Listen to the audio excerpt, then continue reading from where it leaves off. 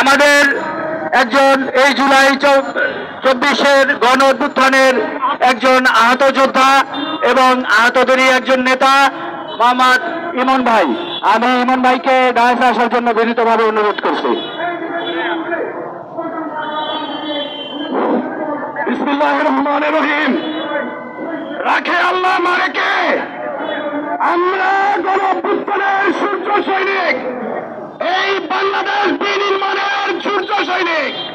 সুতরাং আমাদের শহীদ ফ্যামিলি আবার রাস্তায় দাঁড়িয়েছে, আমরা কোনোভাবে এটি বরদাস্ত করতে পারি না।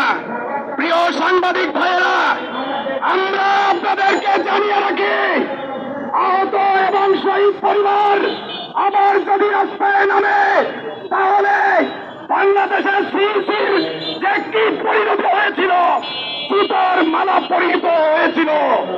আসিফ নজরুল সাহেব, আপনি কিসের এজেন্ট স্পষ্ট করতে হবে। শহীদ ফ্যামিলি এবং আহত যোদ্ধারা কাউকে ভয় পায় না, কাউকে ভয় পেয়ে রাস্তায় নামেনি। যুদ্ধে নেমেছিল, আপনাকে মনে রাখতে হবে। তারা বুক পেতে দিয়েছিল, মনে রাখতে হবে। তারা গুলিকে বরণ করেছিল, মনে রাখতে হবে। আসিফ নজরুলের পদত্যাগ চাই, পদত্যাগ চাই, পদত্যাগ চাই। আসিফ নজরুলের পদত্যাগ চাই, পদত্যাগ চাই, পদত্যাগ চাই, পদত্যাগ চাই, পদত্যাগ চাই। প্রিয় সাংবাদিক ভাইয়েরা, আজকে সন্তান হারিয়ে যে পিতামাতা রাস্তায় দাঁড়াতে হয়, যে আহতদের এরকম লাঠি নিয়ে রাস্তায় দাঁড়াতে হয়, আপনারা কি একটু মানবিক দৃষ্টিতে এই নিউজগুলো আপনারা করবেন?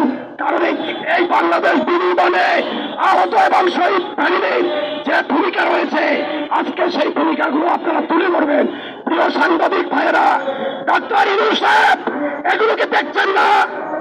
একজন শহীদ ফ্যামিলির আসামি কিভাবে জামিন পায়? একজন শহীদ ফ্যামিলির আসামি কিভাবে জামিন পায়? আমরা যারা আহত হয়েছি, আমাদের প্রত্যেক থানায় থানায় মামলা রয়েছে, আমাদের আসামিগুলো গ্রেপ্তার করা হচ্ছে না।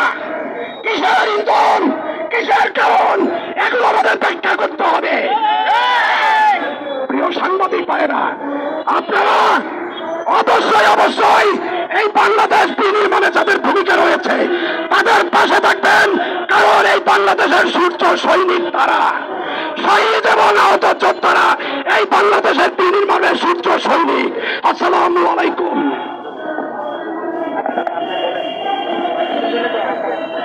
এখন আপনাদের মাঝখানে